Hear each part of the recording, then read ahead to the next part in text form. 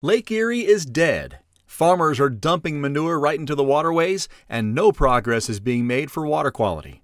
Those are just some of the things being said by activist groups as the 10-year anniversary of the Toledo water crisis approaches. Well, I'd say it's not true because the lake is very clean right now. That's Greg Meyer, who makes his living on Lake Erie as charter boat captain for full pull charters. The lake water quality is excellent compared to what it was 20, 30, 40, 50 years ago. Ohio Farm Bureau's Director of Water Quality and Research, Jordan Haywisher, says the facts and the data speak for themselves and that farmers are having a positive impact for Lake Erie water quality from practices being done at the farm level. Yeah, I mean, some people will say zero progress has been made the last 10 years or so, but we've seen exceptional progress. Not only are we seeing less fertilizer applied to our farmland, less phosphorus levels in most of our counties around the state, but we're seeing a dramatic decrease over the last I'd say 5, 6, 7 years of dissolved reactive phosphorus going into Lake Erie.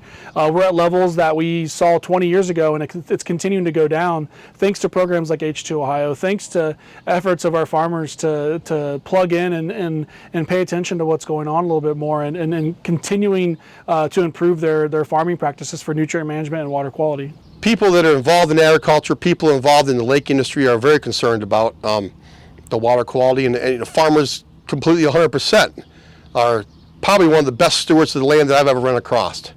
They do not at any means apply more fertilizer and anhydrous or any kind of nutrients on their land that they have to, especially with the expense that it is right now. Nate Like, who sits on the Ohio Farm Bureau State Board representing District 1 in Northwest Ohio, says the negative rhetoric and the constant use of farmers as a punching bag for Lake Erie's water quality challenges hasn't gone unnoticed. It's been a huge impact among our farmers. They're out there, they're always pointing the finger at us.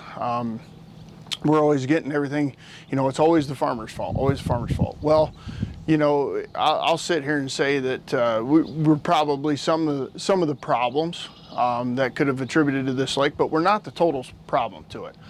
Our guys out in the fields and working, we're using more technology as it progresses throughout agriculture. We're applying less fertilizers. We're putting it where it needs to be.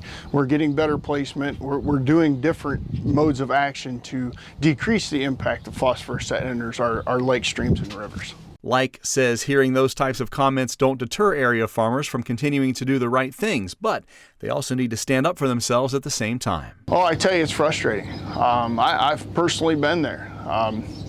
You just got to keep your wits about you, and you got to fight for your own family. You got to fight for your business. You got to fight for your family farm, and that's where, in my opinion, being a strong Farm Bureau member and being actively involved, that's where the Farm Bureau comes in to help handle those issues and to help us get through those struggles and to help us understand why these people may be saying that, to give us a route, an answer, or something, instead of us just sitting there getting mad about it and nothing getting done. Bottom line, true progress is being made, according to Haywisher, and that's a message that farmers need to hear. Yeah, it's important to get that message to the farmers to show that, all their efforts are making a difference. They're very data driven.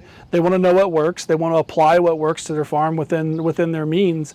And I think showing that there has been progress being made is just going to continue that momentum. The ball's going to roll down the hill even faster, knowing that all the efforts, all the money, all the changes that they've made on their farm is really going to pay off with improved water quality. I would say that probably 97 to 98% of the farmers in the western Lake Erie Basin are using some sort of tool to help them manage, fertilizer recommendations or, soil recommendations and things like that, which has helped drastically decrease what we're seeing, the impact on the lake. The proof of the health of the lake for Captain Greg Meyer is in the success of his business, and business is good. We've had some tremendous walleye hatches over the last 5 years that's resulted in excellent walleye numbers out in the lake, and we are doing phenomenal on walleye right now. We're catching them really good up in shallow water, and we also have had some really good years on the yellow perch. Last fall was excellent. We had a really good summer last year.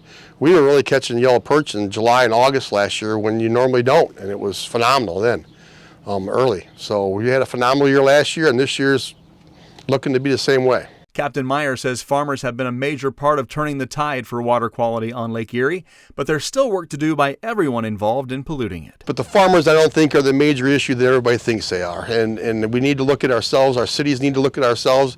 We're 2024, and we still got municipalities dumping raw sewage into the lake that we see out in the lake all the time when we have one of those incidents happen with a heavy rain. And you'll see the human waste floating around out there. And you know, it's just a shame that you think that we're in this age, 2024, and that's still going on. You would think that municipalities would have their act cleaned up by now. Ohio Farm Bureau has been the spear when it comes to helping members in the western Lake Erie Basin and beyond find solutions for clean water. The Ohio Farm Bureau does a phenomenal job when it comes to issues like this. For instance, we've got great leadership down in Columbus that, you know, anybody has an issue, you can call down there. We're willing to help you out. We're willing to take it on for you. We're willing to see what we can do to help mitigate the problem. And that's what the Ohio Farm Bureau does for all of us, whether we're in the ag industry, you know, farming, planting, doing things like that, or if you're in an industry like I'm in as a business owner, running a meat processing plant, to anything that involves agriculture. You know, become a member, get to know us, and we're here to help you and help out with the problems that may occur. You're working with Mother Nature, you're working against Mother Nature sometimes. Just keep at it, keep trying to pick the practices that work the best for your farm. You know, plug in, tune in to what's going on. And know that Farm Bureau's got your back, and that we're going to keep using the science and the data to keep pushing everybody forward, and know that we're going to advocate for farmers to keep farming at high levels and protecting water quality at the same time. You can read all about farmers' efforts for clean water in the western Lake Erie Basin and beyond at ohiofarmbureau.org. I'm Ty Higgins reporting.